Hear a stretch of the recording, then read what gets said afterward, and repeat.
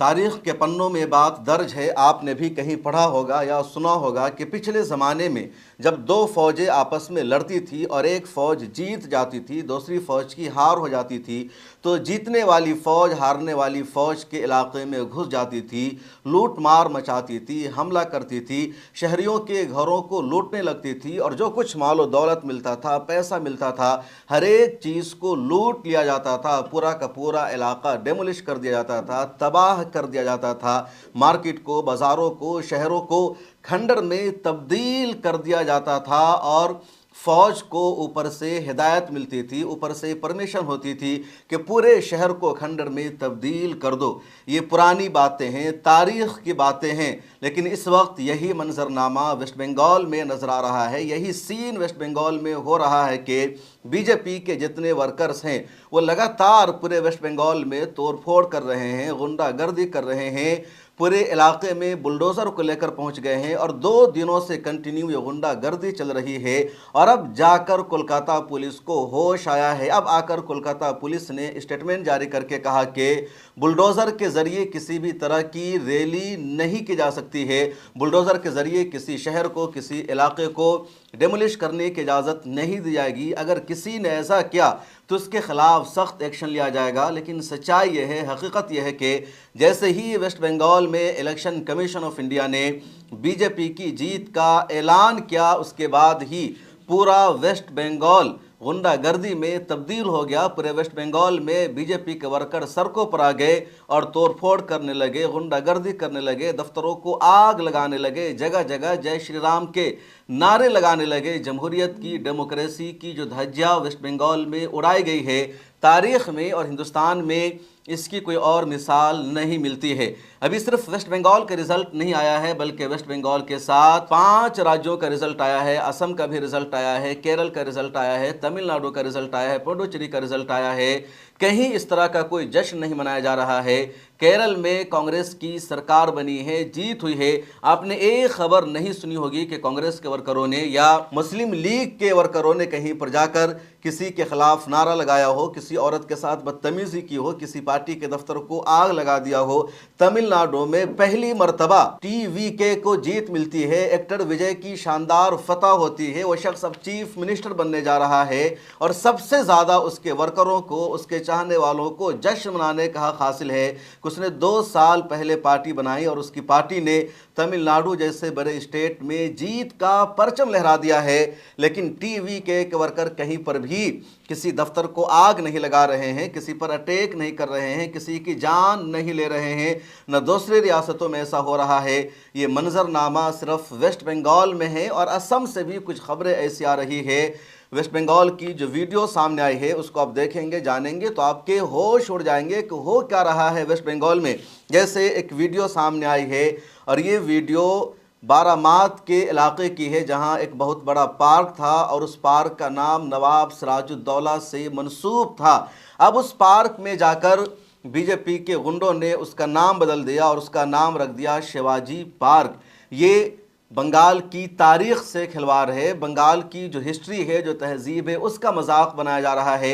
नवाब सिराजुद्दौला ने अंग्रेज़ों के ख़िलाफ़ जंग लड़ी थी, अंग्रेज़ों का आने से रोका था, मुर्शिदाबाद के इलाके में उनकी हुकूमत थी, उनके नाम से वो पार्क था। लेकिन बीजेपी के लोगों ने किसी फैसला के बगैर सरकार बनने से पहले ही उसका नाम बदल दिया। एक वीडियो वायरल हो रही है और कांग्रेस के ट्विटर हैंडल से इस वीडियो को शेयर किया गया है, जिसमें बीजेपी का एक वर्कर देश के वजीर आज़म नरेंद्र मोदी का मखौटा पहनकर आगे चल रहा है। उसके हाथ में रस्सी है और पीछे एक लेडी को उस रस्सी से बांध दिया गया है और वो उस लेडी को घसीट रहा है, खींच रहा है। और जो लेडी है, जिसको सफ़ेद रंग की साड़ी पहनाई गई है, जिसको घसीटा जा रहा है, वो दरअसल ममता बनर्जी से उसको तशबीह दी गई है कि ममता बनर्जी को नरेंद्र मोदी घसीट कर लेकर जा रहे हैं। और बीजेपी के जो वर्कर्स हैं वो दोनों तरफ से चल रहे हैं, जय श्री राम के नारे लगा रहे हैं, बीजेपी की महिलाएं मौजूद है। आखिर ये कौन से हिंदुस्तान की तस्वीर है? वज़ीर-ए-आज़म नरेंद्र मोदी की छवि क्या इस तरह पेश की जाएगी कि वो एक औरत को, एक महिला को इस तरह घसीट कर ले जाएंगे और इस तरह मजाक उड़ाया जाएगा? कोलकाता शहर में न्यू मार्केट है, न्यू मार्केट की वीडियो सामने आई है। कल से लगातार वहाँ जहां जहां टीएमसी का दफ्तर है उसको तोड़ा जा रहा है, टीएमसी के झंडे को उखाड़ कर फेंका जा रहा है, और जो दुकानें बनी हुई है उस मार्केट में, जो लोगों की शॉप है, जो लोगों के दफ्तर है, उन सबको बुलडोज़र से तोड़ा जा रहा है। बुलडोज़र के ज़रिए कार्रवाई की जा रही है, जश्न मनाया जा रहा है, जय श्री राम के नारे लगाए जा रहे हैं।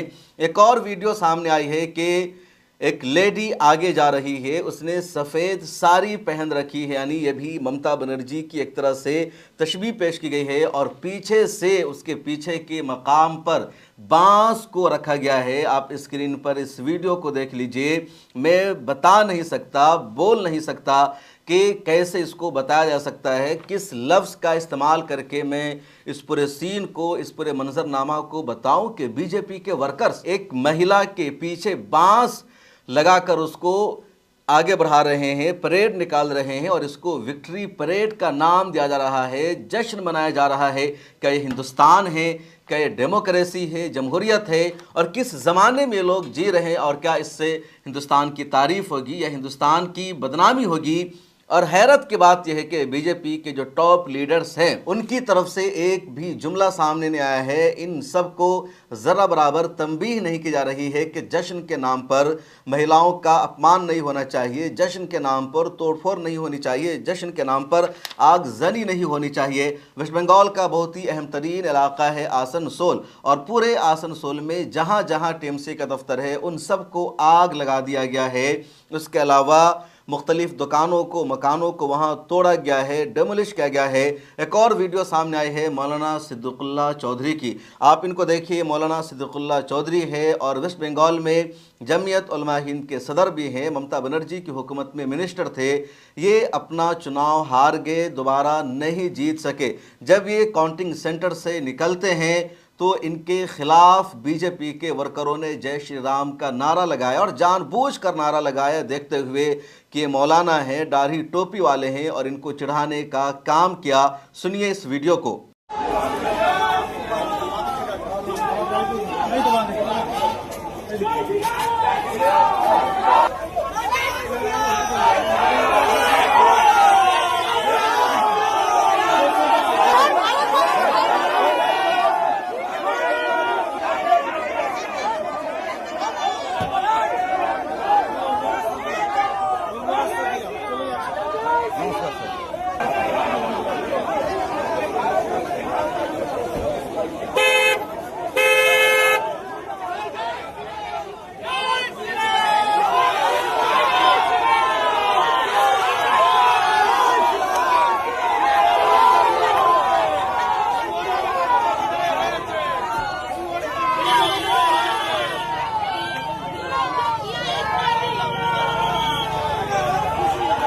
कलकत्ता यूनिवर्सिटी की वीडियो सामने आई है, जहां देखा जा रहा है कि बीजेपी के वर्कर्स कलकत्ता यूनिवर्सिटी में पहुंच जाते हैं और वहां तलबा पर हमला किया जाता है, लाठी चार्ज किया जाता है, तलबा को मारा जाता है, जय श्री राम के नारे लगाए जाते हैं, विक्ट्री का, फतह का जश्न मनाया जाता है। और जो पुरानी तारीख रही है कि जीतने वाली फ़ौज हारने वाले इलाकों में जाकर पूरे शहर को ताराश कर देती है, तबाह कर देती है, खंडर में तब्दील कर देती है, वही सिचुएशन पूरे वेस्ट बंगाल की है। एक और वीडियो सामने आई है वेस्ट बंगाल की, जहां टीएमसी के वर्कर अपने दफ्तर के बाहर मौजूद हैं और बीजेपी के वर्कर्स आते हैं। भगवा कपड़ा उन्होंने पहन रखा है, उनके हाथों में लाठी है, डंडा है, और उसके बाद टीएमसी के वर्करों पर हमला शुरू हो जाता है, लगातार उनको निशाना बनाया जाता है। एक और वीडियो सामने आ रही है जहां बीजेपी के वर्कर्स टीएमसी के दफ्तर में घुस जाते हैं, तोड़फोड़ करते हैं, आग लगा देते हैं, और लगातार इस तरह की वीडियो सामने आ रही है, इस तरह की खबरें सामने आ रही है। पूरे वेस्ट बंगाल के ही माहौल है। कई जगह ये देखा जा रहा है कि अगर मुसलमान रास्ते से गुजर रहा है तो वहाँ पर जो हिंदू हैं वो मुसलमान को देखते ही जय श्री राम के नारे लगा रहे हैं। हैरत की बात यह है कि बीजेपी के जिम्मेदारों की तरफ से इस तरह के सेलिब्रेशन को, इस तरह की रैली को रोका नहीं जा रहा है। इस दौरान कोलकाता पुलिस कमिश्नर हैं अजय कुमार नंद, उन्होंने प्रेस कॉन्फ्रेंस करके अब ये कहा है कि बुलडोज़र के साथ कोई रैली नहीं निकालने दी जाएगी और अगर किसी ने बुलडोज़र के साथ परेड निकाला, रैली निकाली तो उसके खिलाफ एक्शन लिया जाएगा। हालांकि इस दौरान बुलडोज़र के ज़रिए कई इलाकों का नाम बदल दिया गया है, बुलडोज़र के ज़रिए कई शहरों में तबाही मचाई गई है, कई जगह दुकानों को तोड़ दिया गया है और लगातार बुलडोज़र के ज़रिए परेड निकाला जा रहा है। और अब पुलिस कमिश्नर की नींद टूटी है और उन्होंने कहा कि बुलडोज़र के ज़रिए किसी भी तरह की परेड निकालने की परमिशन नहीं दी जाएगी। उधर असम की एक वीडियो सामने आई है, ये वीडियो अभी की नहीं है, चुनावी कैंपेन के दौरान की है, लेकिन आप समझिए कि जहनीत किस तरह की है और किस तरह के मुद्दों पर चुनाव इस मरतबा लड़ाया गया। उस वीडियो में देखा जा रहा है जो दरअसल एक ड्रामा है या कह लीजिए एक रिकॉर्डेड वीडियो है, प्ले शो है। उसमें ये दिखाया गया कि एडमिनिस्ट्रेशन, इंतज़ामिया के अफसरान मुसलमान के घरों को बुलडोज़र से तोड़ देते हैं और उस घर में मुस्लिम मर्द हैं, मुस्लिम औरतें हैं, बच्चे हैं और घर टूट जाने के बाद मुस्लिम फैमिली डिप्रेशन का शिकार हो जाती है, चीखती है, पुकारती है, रोती है और बुलडोज़र के ज़रिए घर को तोड़ा जा रहा है। ये रियल में नहीं दिखाया गया बल्कि बाज़ाब्ता एक इस तरह का ड्रामा तैयार किया गया और चुनावी कैंपेन के दौरान उसको दिखाया जाता है और इस बुनियाद पर वोट मांगा गया है। यानी हेमंता बिस्वा शर्मा ने एक तरह से मैसेज दिया असम के लोगों को कि अगर हमारी सरकार बन गई दोबारा तो हम मुसलमानों के घरों को बुलडोज़ कर देंगे, उनकी ज़मीनें हम तुम्हारे हवाले कर देंगे। पिछले दिनों में यही असम में होता रहा है और अब कहा जा रहा है कि दोबारा से असम में यही होगा और यही स्क्रिप्ट अब वेस्ट बंगाल में दोहराई जाएगी। लगातार जश्न मनाया जा रहा है इस बात का कि अब वेस्ट बंगाल में यूपी का बुलडोज़र लाया जाएगा। योगी आदित्यनाथ की हुकूमत का जो मॉडल है, सरकार चलाने का जो तरीक़ेकार है, वही तरीक़ेकार वेस्ट बंगाल में भी अपनाया जाएगा। एक और वीडियो सामने आई है फ्लाइट की। वेस्ट बंगाल के इलेक्शन को कवर करने जो जर्नलिस्ट वहां पहुंचे थे, वो जब वेस्ट बंगाल से कोलकाता से लौट रहे थे तो फ्लाइट में ही उन्होंने जय श्री राम के नारे लगाए, मोदी की जीत को सेलिब्रेट किया। आप इस वीडियो को भी देखिए। जय श्री राम, जय श्री राम, जय श्री राम, जय श्री राम, जय श्री राम, हर हर महादेव, जय मां काली, जय मां दुर्गा, भारत माता की, भारत माता की, भारत माता की। मुर्शिदाबाद में जियागंज का इलाका है, वहां लेनिन की मूर्ति लगी हुई थी, उसको तोड़ दिया गया है और पूरे वेस्ट बंगाल में इसी तरह की गुंडागर्दी है। जंगल राज में पूरा मगरिबी बंगाल तब्दील हो चुका है। एक और रिपोर्ट और वीडियो सामने आई है, लेकिन ये पहले से मुख्तलिफ है। दरअसल कहा जा रहा है कि कांग्रेस का दफ्तर था और टीएमसी ने उस दफ्तर पर कब्जा कर रखा था। अब बीजेपी के वेस्ट बंगाल में इक़्तिदार में आने के बाद कांग्रेस के नेताओं ने टीएमसी से उस दफ्तर को आज़ाद करा लिया है। कांग्रेस की लीडर वहां पर पहुंचती है और दोबारा उसको कांग्रेस का दफ्तर बनाया गया है। टीएमसी के झंडों को हटाया गया है, कांग्रेस का झंडा वहां पर लगाया गया है। सोशल मीडिया पर लोग लिख रहे हैं कि बीजेपी की हुकूमत बनने के बाद अब कांग्रेस को भी वेस्ट बंगाल में राहत मिली है और उसके दफ्तर पर टीएमसी ने जो कब्जा कर लिया था उस कब्जे को हटा दिया गया है। वेस्ट बंगाल का इतिहास ये रहा है कि जब भी वहाँ कोई पार्टी चुनाव जीतती है तो वायलेंस होता है, तशद्दुद होता है। इससे पहले जब लेफ्ट पार्टी की सरकार ख़त्म हुई थी और ममता बनर्जी सरकार में आई थी तो इसी तरह के वाक़यात पेश आए थे जहां लेफ्ट पार्टियों के दफ्तरों को आग लगाया गया था। टीएमसी के वर्करों ने जगह जगह उस पर कब्जा किया था, लेकिन मामला इतना बड़ा नहीं हुआ था, इस तरह का वायलेंस नहीं हुआ था, इस तरह का तशद्दुद नहीं हुआ था। पिछले साल भी कुछ इस तरह के वाक़यात सामने आए, लेकिन 2026 में जो कुछ हो रहा है पहले से बिल्कुल मुख्तलिफ है, बिल्कुल अलग है। वायलेंस और तशद्दुद की तमाम लिमिट को इन सब वाक़यात ने क्रॉस कर दिया है और सबसे बड़ा सवाल यही उठ रहा है कि किस तरह ममता बनर्जी का मजाक उड़ाया जा रहा है। क्या एक महिला के साथ इस तरह करना सही है?